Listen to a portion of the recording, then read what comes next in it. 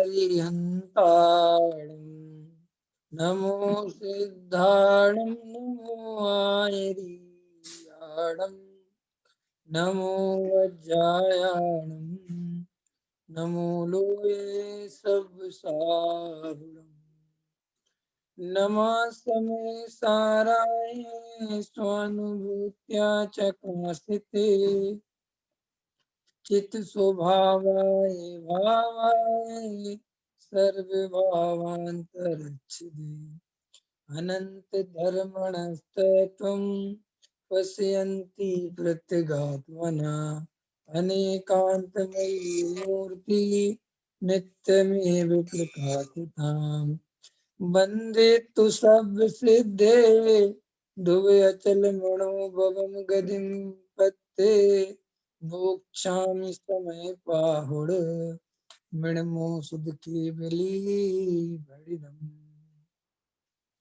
आत्मज्ञान ही ज्ञान है शेष सभी अज्ञान विश्व शांति का मूल है वीतराग विज्ञान वीतराग विज्ञान ही तीन लोक में सार वीतराग विज्ञान का घर घर हो प्रसार। द्रव्य गुण पर्याय का क्या स्वरूप है, इस पर अपनी चर्चा चल रही है। पृष्ठ क्रमांक 65 है। आत्मद्रव्य दूसरा पैरा है। आत्मद्रव्य सदा स्थिर रहता है और उसकी पर्याय बदलती रहती हैं। द्रव्य और गुण एक रूप हैं, उनमें भेद नहीं है, किंतु पर्याय में अनेक प्रकार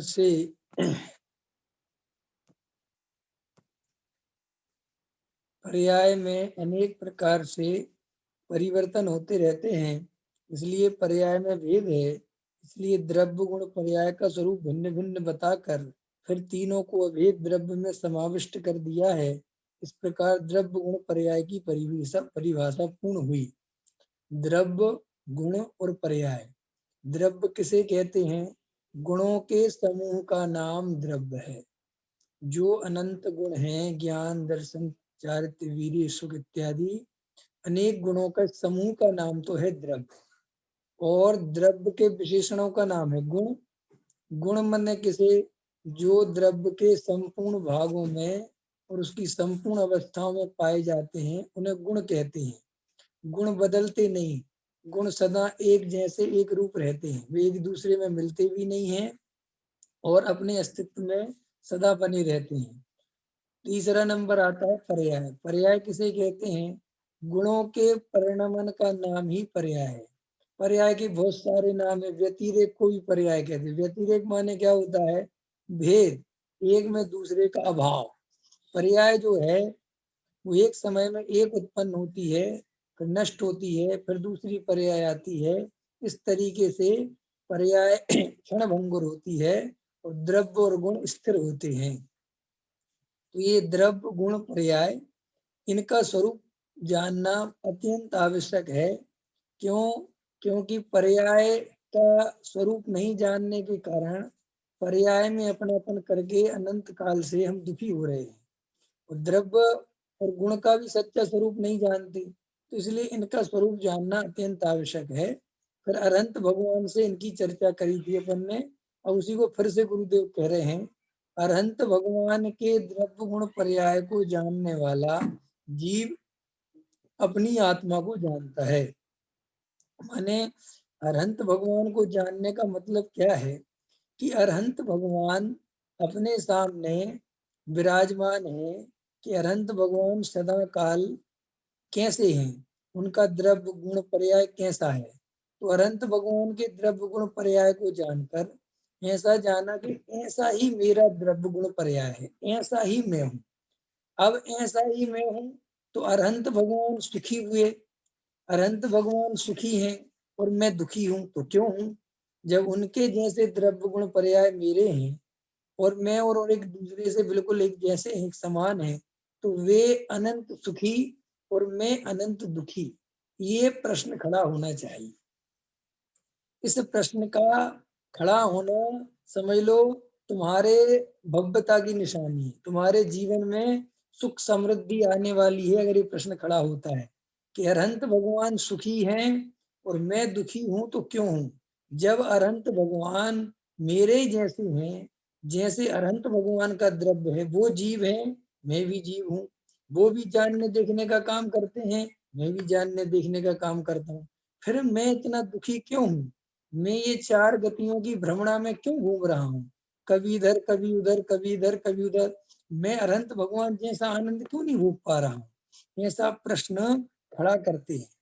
तो श्री गुरु कहते हैं बस इस प्रश्न की खोज समझ लो जो कर रहा है वो ज्ञानी होने का उद्यम कर रहा है। अब अनंत भगवान क्या कर रहे हैं, क्यों सुखी हैं, उनके द्रव्य गुण पर्याय में क्या हो रहा है और मेरे द्रव्य गुण पर्याय में क्या हो रहा है, ये रिसर्च चल रही है। तो देखो अरहंत भगवान अनंत सुखी हैं और मैं भी उनके ही जैसा हूँ, तो ये कारण क्या है फिर दुख का। तो देखो इसके लिए एक उदाहरण देते हैं। बहुत एक पुरानी किंवदंती कथाएं मिलती हैं। ये कथाएं अपन को बहुत कुछ शिक्षा दे के जाती हैं। आपने भी सुना होगा कि एक शेर का बच्चा जो है उसकी माँ मर गई और उसको भेड़ों के झुंड में एक भेड़ भेड़ था, उसने समझ लो उसने पाला और उस भेड़ के भी दो बच्चे थे। अब वो बच्चे थे, वो शेर उन्हीं के साथ पल रहा था। तो वो शेर उन्हीं के साथ पलते पलते वो भी अपने को भेड़ मानने लगा और वो अपने को भेड़ मानता था और वो भी जैसे भेड़ घास खाते थे वो भी घास खाता था, वो भी बेचारा दबा दबा रहता था। एक बार जंगल में जब वो घास चरने या घूमने जहाँ पे भी घूम रहे थे तो वहीं पर एक बार शेर की दहाड़ हुई। तो शेर की दहाड़ हुई तो सारे के सारे एकदम घबरा गए, डर गए, आवाज आई, भाग गए। तो वो शेर का बच्चा भी भाग रहा था तो शेर ने देखा कि अरे ये भेड़ों के बीच में शेर कहाँ से शामिल हो गया और ये शेर इतना डर क्यों रहा है, क्यों इतना भाग रहा है। तो उसके शेर ने कहा रुको, तुम रुक जा। तो वो रुका। तो उसने कहा तुम क्यों भागते हो। मेरे बोले साहब सब भाग रहे हैं, मेरे भाई वगैरह, तो मैं ही भाग रहा हूँ। तो बोले तेरे ये भाई तो है नहीं, तुझे किसने कहा ये तेरे भाई। बोले क्या बात करते हो साहब, मैं तो नहीं के साथ रहता हूँ। बोले नहीं, तू तो हमारे कुल का है। तो वो मानता नहीं था। तो वो उसे नदी के किनारे पर ले गया और नदी के किनारे पर जब दोनों खड़े हुए तो जब उनका चेहरा उस पानी में दिखा तो जो दूसरा जो अपने को भेड़ मानता था उसने देखा कि अरे मेरा चेहरा तो बिल्कुल इसी के जैसा है, बिल्कुल एकदम जैसा। तो थोड़ा थोड़ा उसे लगा कि यार मेरा कहीं मैं वास्तव में ऐसा तो नहीं हूँ। और उस शेर ने दहाड़ मारी बहुत जोर से, सारे जंगल में एकदम दहाड़ हुई। उसने कहा तुम भी मारो। तो उसने भी दाड़ मारी तो एकदम उसके उससे भी दूसरे जो है जानवर डर गए। तो उसको एकदम भरोसा हुआ कि अरे मैं तो शेर ही हूँ, मैं तो व्यर्थ में भेड़ों के झुंड में पड़ के अपने को भेड़ मान रहा था और मैं पागलपन कर रहा था, तो मुझे समझ में आ गया। अब बस ये तो उदाहरण है। बिल्कुल आचार्य कहते हैं जैसे उस शेर को शेर होने के लिए कुछ नहीं करना था, वो तो शेर था ही, उसे कोई शरीर में परिवर्तन नहीं करना था, उसे कोई अपने पंजे नाखून या कोई शरीर की काया नहीं बदलनी थी, वो तो शेर ही था, जन्मजात शेर था। फिर शेर होने के बाद भी जो मान्यता बन गई थी भेड़ों के साथ में रह रह के कि मैं भेड़ हूँ, मैं तो जैसा ये करते वैसे ही मैं हूँ, इस मान्यता को बदलना था, बस इतना सा काम था। और वो मान्यता वो दूसरे शेर को देखी तो एकदम ख्याल में आ गई कि अरे मैं तो वास्तव में शेर हूँ। बिल्कुल इतना ही काम हम सबको करना है। हम वर्तमान में मनुष्य नहीं है, हम वर्तमान में शरीर वाले नहीं हैं, ये शरीर फरीर हमारी दशा नहीं है। हम तो बिल्कुल अरहंत भगवान जैसे हैं, जैसे अरहंत भगवान है बिल्कुल वैसा ही मैं हूँ। लेकिन हमारी क्या गलती है, क्या अपराध है कि जन्म लेते ही हमारा परिचय इस शरीर से, इस समाज से, इन संयोगों से इस रूप में हुआ कि हमें ऐसा अनुभव हुआ कि मैं भी इन्हीं के कुल का हूँ। और हम इस मकान दुकान शरीर संयोग स्त्री पुत्र कुटुंब इन रूप अपने को मानने लगे। और धीरे धीरे हमारा जो भी परिचय बढ़ा वो इसी रूप में बढ़ा। फिर हमारा नाम रख दिया गया जो हमारा नाम था ही नहीं, हमारा कोई नाम जो हमारा रखा है वर्तमान में, हमारा नाम तो है नहीं। फिर ये नाम, फिर ये शरीर, फिर ये तुम्हारी इतनी उम्र, फिर तुम्हारी इतनी लंबाई, फिर तुम काले, तुम गोरे, तुम मोटे, तुम पतले, तुम जैन, तुम अजैन, तुम दिगंबर कुल के हो, तुम फलाने कुल के हो। ऐसा ऐसा सब अपने भर दिया, और अपन ऐसा ही भरते भरते उस भीड़ की तरह जीने लग गए। और अब जो सारी समाज के लोग करते हैं, जो सारी मनुष्य जाति करती है, वो हम सब करने लगे, और हम अपने आप को वही मान के बैठ गए। अब ज्ञानी धर्मात्मा आचार्य भगवान सब ये घोषणाएं करते हैं। अनंत भगवान कहते हैं कि अरे भाई, तू जीव की जाति का है, तू पुद्गल की जाति का नहीं है। ये जो शरीर आदि हैं, ये तो सब पुद्गल की जाति है, जीव की जाति नहीं है। ये सब उठना, खाना पीना, रोना धोना, है ना, जो जो कुछ हो रहा है जीव के कार्य नहीं है। कमाना, ये घर परिवार संयोग, ये जीव नहीं है, जीवन में नहीं है। जीव तो इन्हीं के बीच में एक तत्व भिन्न है, जो जान रहा है और जो देख रहा है।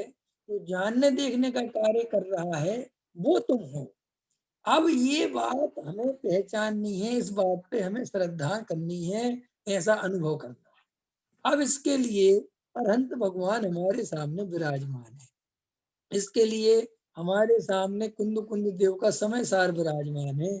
अगर हमें कुंद कुंद पे भरोसा है कि वास्तव में कुंद कुंद देव जो कह रहे हैं वो बिल्कुल सही कह रहे हैं, अगर तुम्हें पक्का कुंद कुंद पे भरोसा है और उनकी बात को सच्ची श्रद्धा के तल पे, अनुभव के तल पे सोच सकते हो, तो बात बनेगी।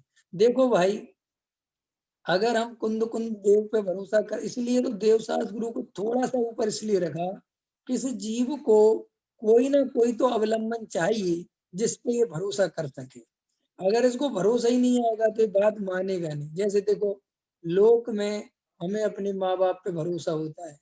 हमारे माँ बाप हमसे कहते कि जाओ इधर चले जाओ, तो आंख बंद करके चले जाते हैं। हमें अपने भाई बहन पे भरोसा होता है, अपने कुटुंब पे भरोसा होता है। तुमने कहा ऐसा कर दो, उनने अपन को खाना बना के दे दिया, अपन खा लेते हैं। माँ ने जो कह दिया खा लो, खा लेते हैं। अपन को ऐसा थोड़ी लगता है इसमें जहर तो नहीं मिला दिया, कहीं इसमें कुछ हमारे साथ गलत तो नहीं कर दिया। तो आचार्य भगवंत कहते हैं, ऐसा ही भरोसा तुम्हें देव शास्त्र गुरु पे होना चाहिए।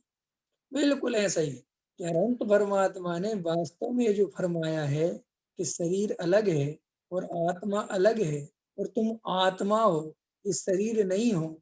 इस बात पे हमें भरोसा आना चाहिए। इस पे भरोसा आएगा तो क्या होगा कि हम रिसर्च कर पाएंगे, हम शोध कर पाएंगे, हम खोज कर पाएंगे, हम लगेंगे कि वास्तव में ये शरीर में नहीं हूं तो कैसे नहीं हूं। देखो, अनंत भगवान वीतरागी सर्वज्ञ देव ने ये बात कही है, और वीतरागी भगवान रागी द्वेषी नहीं है, इसलिए उनको किसी भी प्रकार का मेरे से कोई अपेक्षा नहीं है, तो वो झूठ नहीं बोलते। और सर्वज्ञ हैं और स्वयं आत्मानुभवी हैं, इसलिए उनके द्वारा जो बातें कही गई हैं वे परम सत्य हैं। तो परम सत्य हैं, तो इतने से काम तो नहीं चलता जैन शासन में। जैन शासन ये कहता है, उस परम सत्य की उद्घोषणा जिन आचार्यों ने, जिन जिनेन्द्र परमात्माओं ने की है, उस पर तुम्हें खुद चलना होगा, उस पर खुद अनुभव करना होगा। उन्होंने जैसे बताया कि अंगारा गर्म होता है, तो अंगारा निश्चित ही गर्म है, लेकिन तुमने अंगारे को जब तक छू के नहीं देखा तब तक बात नहीं बनेगी। उन्होंने कहा जीव जानने देखने वाला है, तो निश्चित ही जानने देखने वाला है। इस पर तुम्हें भरोसा करो। भरोसा करके करना क्या है, कूदना है। जैसे लोक में हमें, जब अपन घर गृहस्थी के जीवन में आते हैं, पैसा आदि कमाने की बात आती है, तो पहले एक ही बात कही जाती है कि तुम्हें अपने ऊपर भरोसा होना चाहिए। बोलो विवेक जी, तुम्हें अगर अपने ऊपर भरोसा नहीं है तो तुम क्या कर पाओगे? बोलो। सबसे पहले तुम्हें भरोसा आता है मनी मन के, नहीं नहीं मैं कर लूंगा, कर लूंगा, कर लूंगा, कर लूंगा, निश्चित कर लूंगा। उस भरोसे पे तो आगे बढ़ते हो। जैसे दुनिया में क्या कहते हैं, आत्मविश्वास से बड़ी कोई चीज नहीं। आत्मविश्वास क्या होता है? क्या होता है आत्मविश्वास? माने मैं ऐसा कर लूंगा, ऐसा विश्वास, इसका नाम है आत्मविश्वास। ख्याल में आया कि नहीं आया? हम ये करके दिखा देंगे। ऐसे आचार्य कहते हैं, तुम्हें सर्वज्ञ पे, जिनेन्द्र परमात्मा पे, आचार्यों की वाणी पर, जिन वाणी पर भरोसा होना चाहिए। भरोसा ऐसे नहीं कि तुम ऐसे कर लो, तुम जिनेन्द्र की भी परीक्षा करके देख लो, तुम जिनवाणी की परीक्षा करके देख लो कि कहीं इसमें कोई व्यक्तिवाद के गीत तो नहीं गाए गए हैं, इसमें किसी व्यक्ति की तो प्रशंसा नहीं करी गई है। इसमें वीतरागता के ही गीत गाए हैं, और वीतरागता का अर्थ ही होता है न राग, न द्वेष, न क्रोध, न मान, न माया, न लोभ। और जितने भी तीर्थंकर हैं वो कोई मजबूरी में तीर्थंकर नहीं बने, उनका महान पुण्य का उदय, महान वैभव था, उसको छोड़ के सब कुछ निकल के इस स्वरूप में लगे हैं। इसका मतलब कोई मान सम्मान के लिए उनने बात नहीं बोली है, कोई अपने अपनी पुजवाने के लिए बात नहीं बोली है, क्योंकि हमारे भगवान तो खुद ही कहते हैं तू स्वयं अपने ज्ञान स्वभाव को देख, मेरी पूजा पूजा का कोई जरूरत नहीं है। ऐसी बातें हमने सब समझ ली। अब उनके द्वारा बताए हुए मार्ग पर मुझे निश्चित ही चलना है।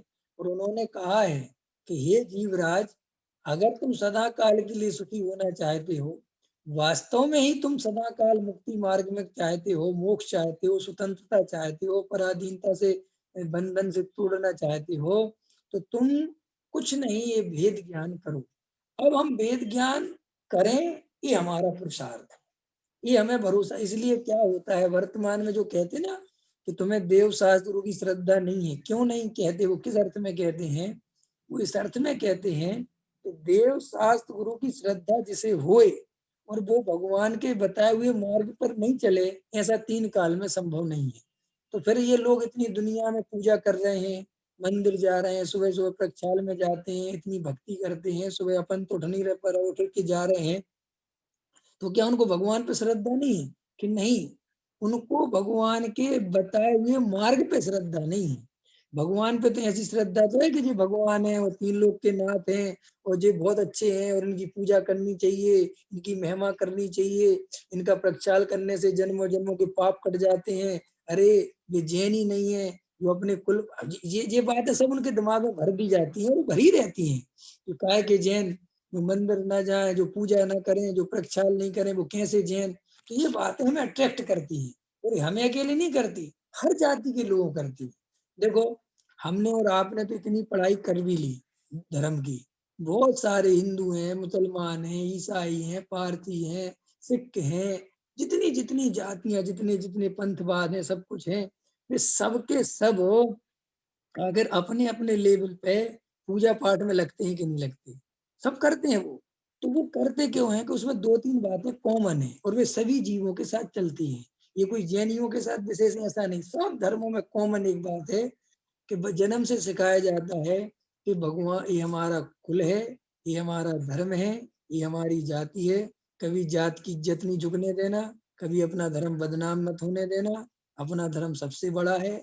अपने धर्म एक से एक गुरु हुए हैं, एक से एक अपने यहाँ बहुत बड़े ज्ञानी हुए हैं, और अपने धर्म में सच्चाई है। बाकी सब धर्म झूठे हैं। ख्याल में है कि नहीं है? सब धर्मों की निंदा करते हैं। हर धर्म वाला दूसरे धर्म की निंदा करता है, हर धर्म में ऐसा सिस्टम है। दिगंबर श्वेतांबर की, श्वेतांबर दिगंबर की, उनके पास कुछ नहीं है, इनके पास कुछ नहीं है। दिगंबर में जितने भेद प्रभेद है उनकी, हिंदू कहते साहब इनका, वे उनके, उनके भी सब जगह ही है। तो ये पंथवाद जो है, इनमें जो जो कुछ चल रहा है ये सब कॉमन है। ये इंसान के अंदर कॉमन कसाय चलती है। जैसे क्रोध हमें आता है, ऐसा ही क्रोध मुसलमान को आता है, हिंदू को आता है, सिख को आता है। क्रोध में कोई अंतर नहीं है। ये जो जातिगत भेद है, इनसे कसायों को कोई लेना देना नहीं है। कसायों को पोषने के आधार अलग अलग हैं। ख्याल में है कि नहीं आया? तरीके अलग अलग हैं। मैं कुंडलपुर जाता हूँ, मैं सम्मेद से करके पहाड़ पे जाता हूँ, तो मैं एक मन में सोचता हूँ कि वाह, मैंने अपना सबसे बड़ा तीर्थ कर लिया। तो दूसरी जाति का है तो वो अपने बड़े तीर्थ पे जाता है, तो वो भी वही अनुभव करता है। तो वहां पर अनुभूतियों में ज्यादा अंतर नहीं है, जो अंतर है वो क्रियाओं में है, वो उनके बाहर के वेशभूषा में। तो जो सामान्य जीव है, आचार्य भगवंत कहते हैं कि मिथ्या दृष्टि जीव देव शास्त्र का श्रद्धानी नहीं है। लेकिन अपन ऐसा देखते हैं कि मिथ्या दृष्टि बहुत सारे देव शास्त्र के लिए लड़ने मिलने के लिए तैयार हैं, एक दूसरे को जान देने को तैयार हैं। तो क्या उनको देव शास्त्र गुरु की श्रद्धा नहीं है? जो जान देने को तैयार है, लड़ने भिड़ने को तैयार है, हम अपने गुरुओं का सिर नहीं झुकने देंगे। तो ये सब क्या इनको श्रद्धा नहीं है? इनको श्रद्धा अहंकार की है, अपनी जाति की है, अपने पंथ की है, अपने गुरु की व्यक्तिवाद की है। समझ में आया नहीं समझ में आया? जैसे बहुत सारे लोग आपको ऐसे मिल जाएंगे कि अभी वर्तमान में आपको ऐसे चलते ना प्रकरण कि साहब इसमें जैन धर्म की बदनामी होगी, कि जैन धर्म की बदनामी बाद में होगी, पहले हमारे गुरु की बदनामी हुई है। क्या कहते हैं वो? व्यक्तिवाद समझ में आती ना, माने हमें इससे कोई लेना देना नहीं कि दुनिया हमारे बारे में क्या सोचेगी, लेकिन हमारे गुरु के बारे में ऐसा क्यों कहा। तो ये कोई धर्म के लिए लड़ाई नहीं होती, ये कोई धर्म नहीं है, इसका धर्म से कोई लेना देना नहीं है, ये कोई ज्ञानी की चक्कर नहीं है, ये सारे चक्कर है अहंकार। ये लड़ाई काहे की है, नहीं समझ में आ रहा, ये लड़ाई काहे की है। इसके लिए का उदाहरण दूं मैं, जैसे मैं एक व्यक्ति की पूजा करता हूँ, मैं उसको अपना बहुत बड़ा मानता हूँ, तो मेरा उससे अहंकार क्या होता है, मिल जाता है। अब उस व्यक्ति की कोई निंदा करता है तो मुझे ऐसा लगता है वो निंदा किसकी की गई, मेरी की गई। उस व्यक्ति की बाद में वो निंदा किसकी की गई, मेरी। क्यों, कि उस व्यक्ति की पूजा कौन करता है, मैं। और अगर उस व्यक्ति के बारे में कोई गलत कह रहा है तो इनडायरेक्ट वे में गलत कौन हो गया, मैं। पकड़ में आ रही सचिन जी। तो अब क्या है कि हमें इस बात की लड़ाई नहीं है, हमें इस बात की लड़ाई कि तुम उस व्यक्ति के बारे में क्यों बोला। जैसे आपको बहुत घटनाएं मिल जाएंगी कि किसी और के बारे में बोलो तो वो दूसरे ग्रुप वाले कुछ नहीं कहते, वो कहते हमें क्या लेना देना, अपने गुरु जी के बारे में थोड़ी बोला। नहीं समझ में आया। ऐसी आपको बहुत सी पोस्ट मिल जाएंगी जिसमें, देखो हम तो एक उदाहरण देते हैं ताकि उदाहरण याद आ गया, देते हैं। जब हम गांव में रहते थे, हमारा बचपन बहुत गांव में बीता, और हमारे गांव में हमें जो जातियां हैं वो ठाकुर यादव वगैरह बहुत हैं। तो हमारे गांव में हम क्या देखते थे कि छोटी सी समाज होती थी, जैन समाज के 7-8 घर होते थे। तो वहां पर एक छोटा सा कोई ठाकुर का लड़का, कोई यादव का लड़का गाली देते हुए निकल रहा है मोहल्ले में, और वो पूरे जैनों को गाली दे रहा है। क्या कह रहे हैं दिनेश जी, पूरे जैनों को गाली दे रहा है, और पूरे जैन अपने अपने घरों में बैठे हैं। और सुबह एक छोटा सा लड़का जब गाली देके निकल गया है, तो बाद में बात हुई कि अरे अच्छी बात नहीं है गाली देके, तो हमें थोड़ी दी। क्या कहा वो, गाली हमें थोड़ी दी। नहीं, वो तो बोल रहा था सभी जैनों की, तो बोले सभी जैनों की दे रहे थे यार, वो दूसरे जैन है वो जिनको दे रहा था, तो अपन नहीं है उसमें, अपनी तो दोस्ती उसके बाप से। तो मैंने हमने ये सब देखा। हम कहते थे देखो, और अगर नाम लेके दे दो तो फिर बाहर लड़ने आते कि भाई हमारे अहंकार की हमारी इज्जत कुछ ज्यादा खराब हो रही, ऐसे में तो सबकी खराब हो रही। जब सबकी खराब हो रही तो कोई दिक्कत नहीं है, लेकिन अपनी अकेली होने लगे तो फिर तो भैया, फिर तो चाहे अब ये पता है कि हम हार जाएंगे, सब हो जाएगा, लेकिन अब तो भैया जवाब तो देना ही पड़ेगा, क्योंकि अब तो मेरे से कहा जाने लगा। तो इस तरीके से ये जो नकली देव शास्त्रु के श्रद्धानी लोग हैं, ये इस अर्थ में है कि ये सब कुल से, परंपरा से, पंथ से, संप्रदाय से, जाति से भगवान भला कर देंगे, पुण्य लगेगा, पाप कट जाएंगे। भगवान के लोग देखो, कई लोग होते हैं ना कि साहब कोई काम को निकली तो चलो कुंडलपुर के दर्शन कर लेते हैं, चलो पर एक बार बाबा जी के दर्शन करके, तो अब काम को जा रहे हैं, अंदर तो क्या है, अंदर विशेष भाव किसका है कि हमारा काम बन जाना चाहिए।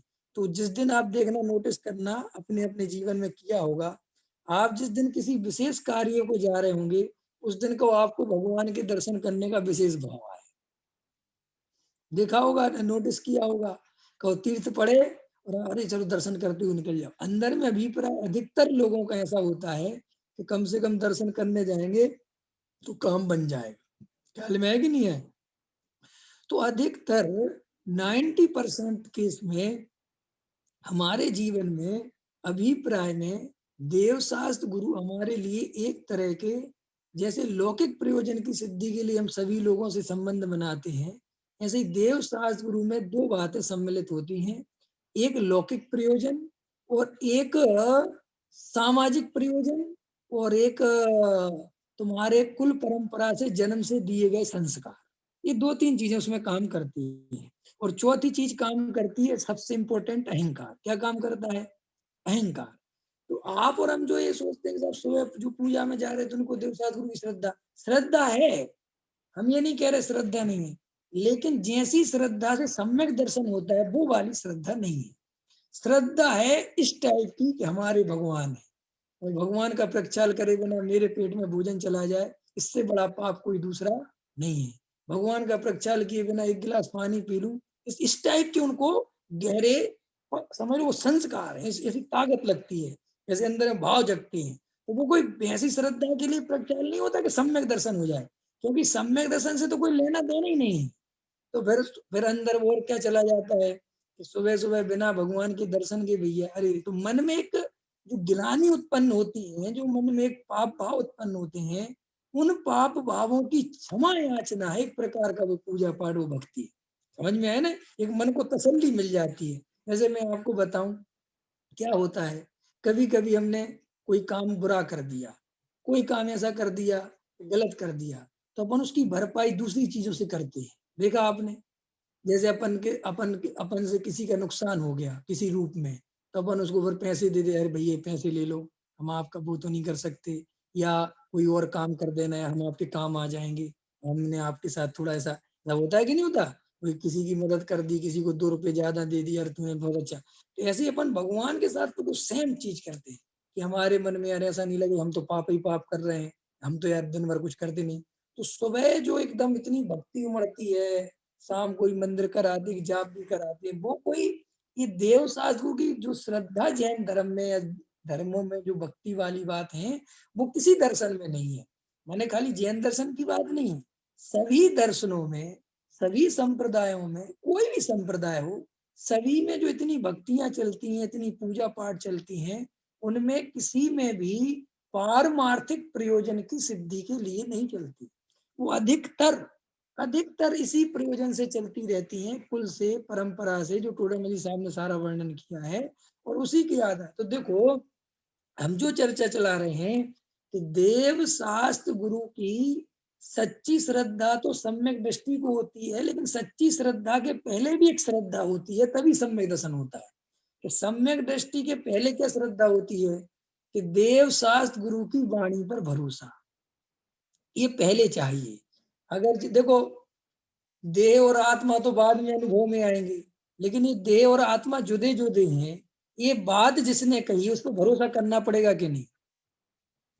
कल वाले उदाहरण को मैं थोड़ा सा रिपीट कर देता हूं, तो आपको क्लियर हो जाएगा कि जैसे आप जंगल में भटक गए, आपको रास्ता नहीं मिल रहा, आपको पता नहीं कि मेरी होटल, मेरी धर्मशाला, मेरा घर कहाँ है, आप परेशान चल रहे हैं।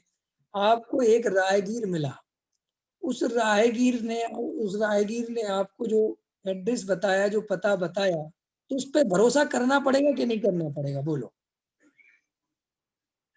अगर, क्योंकि अब ऐसा तो कुछ हो नहीं सकता कि पहले शाम में घर होके आ जाऊं फिर भरोसा करूंगा। भैया अगर तुम घर पहले जाने की सोचोगे, कहोगे मैं तेरी बात नहीं मानूंगा, बात तो मैं बाद में मानूंगा, मैं तो अपना दिमाग लगाऊंगा कौन सा रास्ता जा रहा है, तो फिर भटकते रहोगे। तो अभी तुम्हारे पास कोई उपाय नहीं है। तो उपाय ये है कि उस पर भरोसा करो, उसकी सज्जन और सज्जनता अपन देखते हैं। बोलो, देखते हैं कि नहीं संजय भैया? सज्जनता कैसे देखते हो किसी की? एड्रेस एरे गहरे नत्थु घेरे से नहीं पूछते हो। एड्रेस देखने के लिए भी आप उसकी पर्सनालिटी, उसका व्यक्तित्व देखते हो कि बंदा कैसा। अब कोई शराबी हो, उससे पूछोगे? है, बोलो रमेश जी, कोई बेवड़ा हो रोड पे खड़ा, उससे पूछोगे भाई ये एड्रेस कहाँ मिलेगा? उससे तो नहीं पूछोगे ना। आप उसमें क्या ध्यान रखोगे कि कोई सज्जन आदमी खड़ा है, बाल बच्चे वाला खड़ा है, कोई घर गृहस्थी वाला इंसान खड़ा है, कोई साधु सज्जन आदमी, तो आप उससे पूछते हो भैया आपको पता है? और वो बताने के तरीके से पता चल जाता है कि ये आदमी एड्रेस सही बता रहा है। समझ में आ रही मेरी बात? ख्याल में है ना? बस ऐसे ही वहां पर हमारे पास कोई और उपाय नहीं, तो हम उसकी बात पे भरोसा करते हैं। तो देखो, उस पर भरोसा किया। अभी श्रद्धा और भरोसे में अंतर समझना, अभी श्रद्धा और भरोसे में अंतर समझाऊंगा तुम्हें। भरोसा किया तो उस मार्ग पे चले। क्या कहा मैंने? अभी वो भरोसा श्रद्धा में कन्वर्ट नहीं हुआ है, अभी एक विश्वास बना कि अरे जो कह रहा है चल के देखना चाहिए। अब जब आप चलोगे और जब आपको अपनी मंजिल मिलेगी, जब आपको अपनी धर्मशाला, अपना होटल, अपना रूम मिल जाएगा, तो आपको श्रद्धा हो जाएगी उस व्यक्ति पे। तो वास्तव में उसकी जानकारी एकदम परफेक्ट निकली, बढ़िया समझदार, उसको पता था यार रास्ता, समझ में आया। अब इस श्रद्धा का उदय हो गया। ऐसे ही हमें देव शास्त्र गुरु पे पहली नजर में भरोसा करना पड़ेगा कि जिनेन्द्र भगवान कह रहे हैं कि पंच इंद्रिय के विषय भोग सुखी होने का उपाय नहीं है। अब ये तुम्हें बात माननी पड़ेगी। तुम कहोगे नहीं, हम तो नहीं मानेंगे, हम तो नहीं मानेंगे, हम तो और भोगेंगे, तो भोगते रहो, लगे रहो, जीवन निकल जाएगा, अंत नहीं आ पाएगा। तो जिस व्यक्ति ने जो अनुभव कर लिया है, उस अनुभव से ये बात समझ जानी चाहिए कि यार रुक जाओ। अब दूसरी बात, फिर उन्होंने कहा कि ये देह और आत्मा जुदे जुदे हैं, तो हमें उन पर विश्वास करना पड़ेगा। फिर उनने बताया कि आत्मा का स्वभाव जानना देखना है, और जो ये शरीर है ये स्पर्श रस गंध वर्ण वाले स्वभाव का होने से पुद्गल है। इसका स्वभाव किससे मैच कर रहा है? शरीर का पुद्गल की जाति से। जो मैंने पुद्गल का स्वरूप पढ़ा था उसमें पढ़ा था कि जिसमें स्पर्श रस गंध वर्ण हो वो क्या है? पुद्गल। और स्पर्श रस गंध वर्ण इस हाथ में दिख रहा है, दिख रहा है कि नहीं दिख रहा है? इस पूरे शरीर में दिख रहा है कि नहीं दिख रहा है? हम एक दूसरे को टच करते हैं तो क्या है? ये स्पर्श होता है ना। अब लेकिन शरीर का जो लक्षण पुद्गल से मैत्री खाता है, इसका मतलब ये हुआ पुद्गल। फिर उन्होंने बताया कि जीव है वो जानने देखने वाला है, वो अमूर्तक है, वो इंद्रियों से दिखता नहीं है, वो अनुभव गोचर है, वो शरीर के अंदर है, वो इस बाहर में नहीं है, वो आत्म प्रदेशों में स्थित जो स्वभाव है जानने देखने वाला वो शरीर वाला नहीं है। ये हमने आत्मा के लक्षण पढ़े, उसको भी देखा क्या वास्तव में हो तो रहा है, कोई अंदर है जो जान देख रहा है और उसमें फीलिंग भी चल रही है, उसमें सब जानना देखना आ रहा है कि जानने देखने वाला तत्व इसका मतलब मौजूद है। और उन्होंने कहा कि जानने देखने वाला जो तत्व है ये जीव है। और फिर उन्होंने कहा कि ये जो जीव है ये तुम हो। और उन्होंने कहा कि इस जीव में भी दो प्रकार की दशाएं चल रही हैं, एक विकारी एक निर्विकारी, एक स्वाभाविक एक वैभाविक। तो वैभाग में उन्होंने कहा कि जो राग देश के परिणाम हैं, जो क्रोध मान माया लोक के परिणाम हैं, ये विभाव हैं, ये आत्मा के विकार हैं, ये आत्मा के स्वभाव नहीं है। फिर उन्होंने दूसरी बात कही कि उसी विकार के काल में एक ज्ञान दर्शन में परिणाम भी है, जो उसी विकारों को भी, इन शरीर को भी, इन संयोगों को भी जान देख रहा है। और उन्होंने कहा कि वो जो जानने देखने वाला स्वभाव है वो तुम्हारा नैसर्गिक स्वभाव है, वो तुम्हारा असली स्वभाव है, वो तुम्हारी सत्ता है, वो तुम्हारा अस्तित्व है, वो ही तुम्हारी अनुभूति है, वो ही तुम्हारी शक्ति है, वो ही तुम्हारी सामर्थ्य है। तो ऐसा उनकी बात पे पूरी तरह कंसंट्रेशन करके, एकाग्रता करके, फिर उन्होंने कहा कि शरीर में भेद ज्ञान करके उस आत्मा में अपनापन करो, ये सम्यक दर्शन है और ये सुखी होने का उपाय है। अब इस प्रयास को करना ये पुरुषार्थ है। अब देखो, अभी उन पे हमें भरोसा है, श्रद्धा नहीं हुई, ख्याल में आया कि नहीं आया? अब हमें जब उस शुद्धात्मा का, उस त्रिकाली ध्रुव का, उस चैतन्य का अनुभव हो गया, क्या हो गया? अनुभव हो गया, तो हमारी श्रद्धा का उदय हो गया। ख्याल में है? अहो अहम एक को खलु शुद्ध, मैं तो शुद्ध त्रिकाली ध्रुव हूँ, जय हो जिनेन्द्र भगवान। अब उनकी भक्ति, अब उनकी महिमा श्रद्धा के लेवल पे चलेगी। अंतर समझ में आएगी नहीं आया? अब वो सामने नहीं भी है अनंत भगवान तो भी उसकी महिमा आएगी कि नहीं आएगी? बोलो। देखो, हृदय की बात बताता हूं, अगर कभी अनुभव किया हो, जिसके प्रति प्रेम होता है, जिससे हमें कुछ मिला होता है, उसकी पिक्चर देख के भी आनंद आता है। आता है कि नहीं आता? बोलो। उसका स्टैच्यू देख के भी आनंद आता है, उसकी फोटो मूर्ति देख के भी आनंद आता है कि नहीं आता है? बोलो, मजा आता है कि नहीं? बस ऐसे ही जिनेन्द्र भगवान को इस प्रतिमाओं में, इस रूप में ही तो तुम्हें विराजमान है कि तुम इनमें जो तुम्हें आनंद मिला है चैतन्य का, वो अपना रागादि भाव जो उमड़ रहा है वो इनके सामने प्रकट कर सको। ख्याल में आया कि नहीं आया? प्रतिमाएं अंतर समझ में आती कि नहीं आती? जिनेन्द्र परमात्मा ऐसे विराजमान है, हाथ पे हाथ रख के बैठे हुए हैं। तो अगर तुम्हें आत्मा मिल जाए, तुम्हें अपनी चैतन्य की अनुभूतियां हो जाएं, तब तुम्हें उनके हाथ पे हाथ रखने का मजा आएगा कि हाथ पे हाथ रख के क्यों बैठे। अंतर समझ में आए कि नहीं? अभी थोड़ी पता चल, अभी तो अपन बोल बस देते हैं, लेकिन अभी उसका भाव भाषण नहीं होता। इसीलिए ये जो पूजा पाठ की बात है, ये जो इन सब की बात है, क्रियाओं की बात है, ये सब सामान्य बातें हैं, ये कोई भी कर सकता है और कोई कर भी क्या सकता है, बहुत सारे लोग कर ही रहे हैं, हर आदमी कर रहा है। देखो भाई, कोई अपने अपने अपने भगवान पे सब जल चढ़ाने जा रहे कि नहीं जा रहे? तुम अपने तरीके से चढ़ा रहे, कोई अपनी तरीके से चढ़ा रहा, कोई दूध चढ़ा रहा है, कोई मेवा चढ़ा रहा है, कोई रसगुल्ला चढ़ा रहा है, कोई कुछ चढ़ा रहा है, जिसको जो समझ में आ रहा है कर रहा है। लेकिन आचार्य भगवंत कहते हैं इनसे कुछ भी नहीं होता। तुम जिन बातों पर लड़ाई झगड़े करते रहते हो ना, कि वे लोग ये चढ़ा देते हैं, वे लोग ये चढ़ा देते हैं, उसमें कोई दम नहीं है, उसमें कोई लड़ने झगड़ने जैसा काम नहीं है। ये तुम जो जैसे कोई फूल चढ़ाता है, कोई चंदन लगाता है, कोई नहीं लगाता है, तो ये कोई आत्मानुभव से प्रकट चीजें नहीं है। ये सब पंथवाद को बांटने के चक्कर में ये सब डिफरेंस होता है, अंतर होता है। समझ में आया? क्योंकि अब जैसे मुमुक्षु है, समझ में आए ना, गैर मुमुक्षु है, तो आप देखो अब मुमुक्षुओं ने भी कुछ ना कुछ अपनी क्रियाओं में अंतर कर लिया, इनकी कुछ अलग क्रियाएं होती हैं, उनकी कुछ अलग कर लेते हैं, अपने पूजा पाठ में भी अंतर कर लिया, उनके अलग हो गए। ऐसे ही जब ये पंथवाद चलते जाते हैं तो इनमें ये कोई अब हमारे बेटे हुए, जैसे अब समझ में आ रही है विवेक जी क्या कह रहा है? अभी तुम्हारा तो बेटा शास्त्री बन जा रहा है, तो वो तो बात ही अलग है। लेकिन ऐसे भी तो अपने बहुत से मोक्षु हैं जिनके बच्चे शास्त्री वास्त्री तो नहीं बने।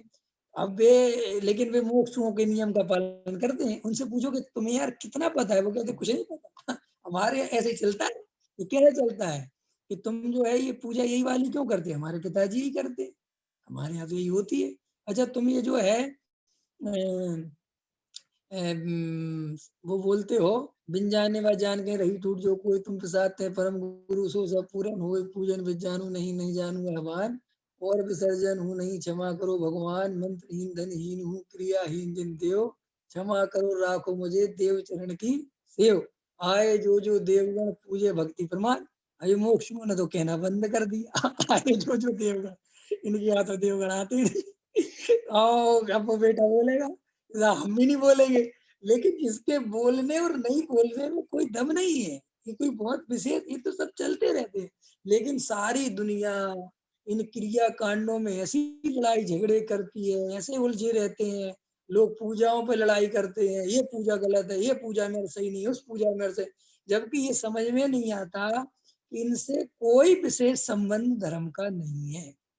ये तो अपनी अपनी एक समझ है, जिसकी जितनी समझ बढ़ गई, समझ में आएगी नहीं है। जैसे किसी ने समझाया कि देखो इसमें ये ठीक नहीं, इसमें हिंसा होती है, आरती नहीं करने से हिंसा होती है, बात समझ में आ गई। लेकिन इससे कोई आत्मा समझ में आ गई, ये थोड़ी मिलता है। आपकी क्रियाओं में कोई आपने सुधार कर लिया, आप बहुत अहिंसावादी हो गए। अब जैसे वे श्वेतांबर साधु हैं, अब वो मुंह में पट्टी लगा के साथ इतनी जो बोलते हैं ना, इसमें भी जीव ना मर जाए, ठीक है कि नहीं? समझ मन में इतनी इतनी ज्यादा सोच रहे हैं, लेकिन इससे सम्यक दर्शन का कोई लेना देना नहीं है। क्योंकि सम्यक दर्शन का जड़ की क्रियाओं में बहुत हिंसात्मक आचरण पालने से सम्यक दर्शन का लेना देना नहीं है, अथवा कोई हिंसात्मक उससे कुछ नहीं। सम्यक दर्शन सीधी सी बात है, जो अंदर का सॉफ्टवेयर है, जो अंदर का स्ट्रक्चर है, उस पर कितना फोकस है, उसकी कितनी समझ है, सम्यक दर्शन इस पर डिपेंड करता है। सम्यक दर्शन आत्मानुभूति, अरे सीधी बात है, जब अनुभूति आत्मा की करनी है तो पुद्गल की क्रियाओं में चेंज करने से कैसे होगी? सीधा सीधा गणित है ना, तो कॉमन सेंस है बिल्कुल कि भाई अनुभूति आत्मा की करनी है, और जिसका शरीर से कोई संबंध नहीं है, तो जब जिसका कोई संबंध ही नहीं है भैया मेरे, है उदाहरण दो, मेरी समझ में नहीं आई बात, ठीक है उदाहरण देता हूँ। सचिन जी समझ में आ रही कि नहीं आ रही है? सचिन जी समझ में आ रही है? आपके बेटे की शादी करनी है आगम की, आपने कहा पंडित साहब हमारे बेटे की शादी करनी है, ठीक है कि नहीं? हमने कहा बिल्कुल, उसमें क्या बात है, कर देंगे, उसमें क्या है, हमारे पास बहुत अच्छा लड़का है। आप कहोगे नहीं नहीं लड़का तो मेरे ही पास है। अरे तो क्या हुआ, लड़का कहे तो क्या, लड़के से कहे कैसी बात करते हो, ये तो बिल्कुल ही अपोजिट बात है। कैसे चलो लड़की से करा देंगे, लेकिन अजैनों में एक लड़की के, नहीं नहीं कैसी बातें करते हो भैया, हमें तो जैन होना, कहते जैन है लेकिन अपनी बिरादरी के नहीं है, फिर दूसरे वाले जैन, अरे नहीं नहीं नहीं अपने वाले जैन चाहिए। देखो लोक में तुम जो व्यवस्थाएं पकड़ते हो वो समझदारी से पकड़ते हो कि यार इसका इससे कोई संबंध ही नहीं है। विवेक जी समझ में आ रही की बात नहीं आ रही? एक बहुत अच्छा मेरे हाथ में काम आया है कपड़े का, तो मैं भेज दूं कपड़ा, दुकान में रख लोगे, शर्ट पैंट बढ़िया बेचोगे? आप कहोगे भैया हमारी दूर दूर तक लेने की नहीं, हमें कपड़े से क्या लेना देना। बात तो भाई उससे मैचिंग नहीं है। अरे कुछ बात नहीं, कुछ क्या फर्क पड़ता है कि नहीं नहीं नहीं नहीं, जैसे लोक में तुम समझदार हो ऐसे आचार्य कहते हैं, यहाँ क्यों अज्ञानी बन जाते हो? जब ये पुद्गल है और तुम्हें जीव राजा का अनुभव करना है, तो तुम पुद्गल के चेंज से जीव राजा का अनुभव कैसे करोगे? तुम पुद्गल के परिवर्तन से आत्मानुभूति कैसे करोगे? तुम पहले 2 टाइम खाते थे, 1 टाइम खाने लगे, इससे आत्मानुभूति का क्या संबंध है? कोई संबंध नहीं है, किसी कीमत पे कोई संबंध नहीं है। ख्याल में है कि नहीं है? तुम सुबह 5 बजे जाओ, खूब भगवान को जल चढ़ाओ, खूब प्रचार करो, जो करना है करो, इससे संबंध कोई संबंध नहीं। सम्यक दर्शन तो प्रक्षाल करने वाले को भी अंदर के स्ट्रक्चर में घुसेगा तो होगा, प्रक्षाल उसमें कुछ नहीं करेगा। अंतर समझ में आ रही? माने वो प्रक्षाल न बाधा है न वो संयोग है। ख्याल में आएगी नहीं मेरे? कोई क्रियाएं, आप शारीरिक क्रियाएं बदलते हो ना, वे संयोग करती हैं और ना वे कोई आपको आपदा देती है। सीधी सी बात है, मैं पूजा करते समय भी यदि आत्मानुभूति चाहता हूँ तो मुझे पूजा से उपयोग हटा के आत्मा में ले जाना पड़ेगा, इसके अलावा कोई उपाय नहीं है। क्लियर हो गई ये बात? तो जिनेंद्र भगवान ने जो फरमाया है उस पर पहले भरोसा करो। उन्होंने कहा कि शरीर की क्रिया से आत्मा की क्रिया नहीं होती, शरीर से आत्मा का संबंध नहीं है। पौद्गलिक और चैतन्य ये विधाएं दोनों अलग अलग हैं। पुद्गल की विधा बिल्कुल अलग है, पुद्गल की जाति बिल्कुल जीव से जुदा है। पुद्गल जीव में कुछ भी नहीं करता। अंतर समझ में आए? निर्णय होना चाहिए। ये निर्णय जब तक जीव को नहीं होगा, वो ये मन की संतुष्टि करता रहेगा। तो आपको समझ में आया? देव, शास्त्र और गुरु, इनकी श्रद्धा का अर्थ क्या है? देव शास्त्र गुरु की श्रद्धा तो बहुत लोगों को है, और प्राय सभी लोग अपने अपने को देव शास्त्र गुरु का श्रद्धा नहीं मानते हैं। मानते कि नहीं मानते? हम सच्चे देव शास्त्र गुरु के पक्के श्रद्धा नहीं है। तो पक्के का अर्थ क्या है? कि हम देव शास्त्र के लिए अपनी जान दे सकते हैं, हम देव शास्त्र के लिए लड़ भड़ सकते हैं, हम देव शास्त्र के दर्शन करे बिना जल नहीं पीते, हम ये नहीं करते। लोग समझते इसका नाम श्रद्धा है। इसका नाम उस जाति की श्रद्धा हो सकती है तुम्हें कि तुम उनको लड़ाई झगड़ा कर दो, लेकिन इससे सम्यक दर्शन का संबंध नहीं है। सम्यक दर्शन में कोई लड़ाई झगड़ा नहीं चाहिए। सम्यक दर्शन तो उल्टा उस जीव को होता है जो कहता है कि सभी जीव भगवान हैं, किसी पंथ संप्रदाय के हो, किसी को भी कोई मानता हो, उसका वो जाने, लेकिन सभी जीव द्रव्य स्वभाव से भगवान है, और सभी जीवों में भगवान बनने की ताकत बिल्कुल वर्तमान में भरी पड़ी हुई है। कोई बाधा नहीं है। कोई मुसलमान हो, कोई हिंदू हो, कोई पंजाबी हो, कोई कुछ भी हो, सभी जीव अगर आत्मा का ज्ञान करें, वेद ज्ञान करें, तो आत्मानुभूति कर सकते हैं। इतना खुला चिंतन होता है सम्यक दृष्टि का। समझ में आएगी नहीं है? इसीलिए तो सम्यक दृष्टि त्रियंच गति के जीवों को भी उपदेश देने से नहीं डरते। इन त्रियंच गति के जीवों को क्या उपदेश दें? ख्याल में है कि नहीं आए? अंदर समझ में आएगी नहीं आए? लेकिन वो तो कह देते, अरे क्या बात कर दी, पूरा का पूरा भगवान है, इसमें क्या सोचना। ख्याल में है कि नहीं है? अब पकड़ में आ रहा है कि नहीं आ रहा? तो अपन ने जो विषय लिया कि देव शास्त्र गुरु की श्रद्धा, तो ऐसे बहुत लोग मिल जाएंगे, लेकिन असली देव शास्त्र गुरु की श्रद्धा ज्ञानी को ही होती है, अज्ञानी को नहीं। फिर देव शास्त्र गुरु पे भरोसा करके, आत्मानुभव करके सच्ची श्रद्धा पैदा होती है। ख्याल में है कि नहीं? इसीलिए जो आचार्य समंत रत्नकंड श्रावकाचार्य में कहते हैं कि देव शास्त्र गुरु की श्रद्धा में सम्यक दर्शन है, देव शास्त्र गुरु के श्रद्धान को सम्यक दर्शन कह रहे हैं, तो लोग समझते, देखो देखो लिखा है ना, ये तो भैया श्रद्धान का अर्थ क्या है, पहले तो समझना पड़ेगा। श्रद्धान क्या है, किसका है, कैसे हुआ, किस आधार से हुआ। शास्त्रों से पढ़ के वीतरागी जिनेंद्र भगवान किसी का राग द्वेष से रहते हैं, सच्चे सर्वज्ञ हैं, सब कुछ जानते हैं, लेकिन हम उनकी नहीं मानते। इसका मतलब तुम्हें उनकी बात पे कोई भरोसा नहीं है, कोई वाणी पे भरोसा नहीं है। जिनेंद्र भगवान कह रहा है पैसा कमाने से नहीं आता, और हम कह रहे कमाने से आता है। हमारी श्रद्धा है तो हमें देव साधु का भरोसा कहाँ हुआ? बोलो। जिनेंद्र भगवान कह रहे जड़ की क्रिया जीव नहीं कर सकता, और जीव कह रहे हमने करी है क्रिया, हमारे बिना क्रिया हो नहीं सकती, तो तुम्हें देव साधु को भरोसा नहीं है। तो वे फिर इससे समझ में आता है कि हम गहराई में जाके अवलोकन करें, देव शास्त्र गुरु की श्रद्धा कितना बड़ा चमत्कार है। कितना बड़ा पुरुषार्थ है। इसीलिए अनंत भगवान ने जैसे द्रव्य गुण पर्याय समझाए हैं, वैसे ही द्रव्य गुण पर्याय में लीन होकर अपने आत्मानुभव पूर्वक सच्चा देव शास्त्र गुरु की श्रद्धा का उदय हुआ। ये अनंत भगवान को द्रव्य गुण पर्याय से जाना और मोह का नाश हुआ। इस पूरी लाइन का अर्थ हो गया। समझ में आया कि नहीं आया? देव शास्त्र गुरु द्रव्य गुण पर्याय, ये वास्तविकता क्या है इनकी? द्रव्य गुण पर्याय अनंत भगवान के और मेरे, ये अनंत भगवान ने कहा है कि तुम मेरे जैसे हो। एक बार अनंत पे भरोसा करके देखो। अपन ने संसारियों पे हमेशा भरोसा किया, किया कि नहीं किया? विवेक जी, सचिन जी, संजय जी, किया कि नहीं किया? रमेश जी, रमेश जी ख्याल में आता कि नहीं आता है? हमने आपसे कहा कि आप बहुत सज्जन आदमी हो, आपने भरोसा कर लिया, वो तो हम हैं। हमने कहा कि आप बहुत बढ़िया आदमी, हाँ वो तो हम हैं। नहीं समझ में आया? कितने जल्दी भरोसा करते हैं संसारी चीजों में, वे मूर्ख बनाते हैं हमें। कुछ नहीं सब समझते हैं मन। लोग वैसे ही कह देते, अरे आप तो बहुत सुंदर लग रहे हैं। आप काहे के सुंदर, कौन से सुंदर? नहीं समझ में आया? लोग कहते हैं ठीक है, वो मान जाते हैं। मान जाते कि नहीं मान जाते हैं? एक सेल्समैन आता है ना, सेल्समैन, तो सेल्समैन क्या करता है? सिर्फ एक ही काम करता है कि वो आपको आदर देता है, आपको सम्मान देता है। और सम्मान प्योर झूठा होता है कि नहीं होता? बोलो, है होता है कि नहीं होता सम्मान झूठा? एक अम्मा थी, वो एक घर में रहती थी और वो कभी भी बीमा नहीं करवाती थी, किसी से भी बीमा नहीं करवाती, इंश्योरेंस किसी से नहीं करवाती।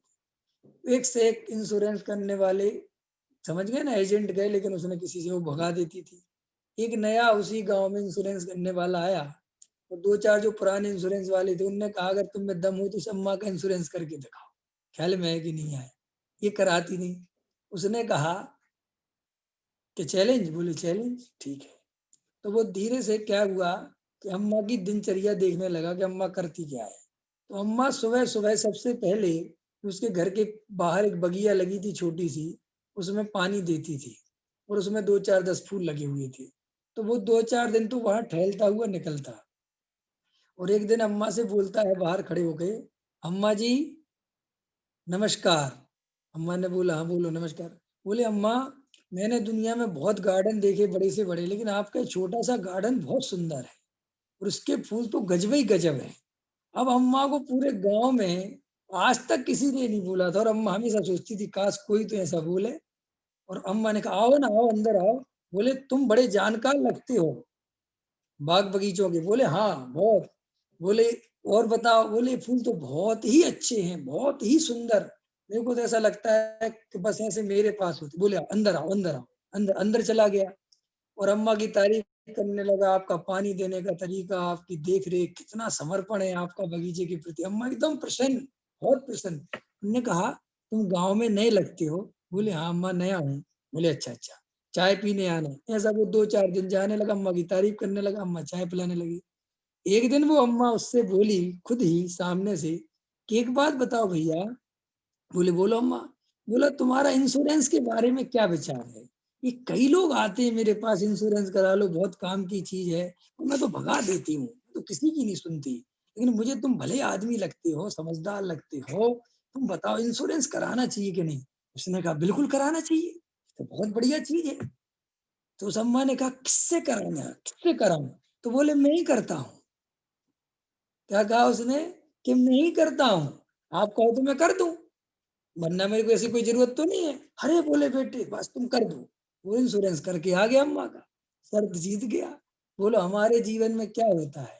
हमारे जीवन में यही होता है, हमसे 5 लाख रुपए खींच लिए जाते हैं मंदिर में और तुम्हें माइक में एक पेट पंडित बैठा देते हैं अथवा कोई खड़ा हो जाता है उन्हीं के बीच में से और वो कहता है आप बहुत ही समझदार और सुलझे हुए और बहुत सज्जन व्यक्तित्व हैं, आप कभी भी निराश नहीं करते, मंदिर में आपके हमेशा दोनों हाथों से दान आता है।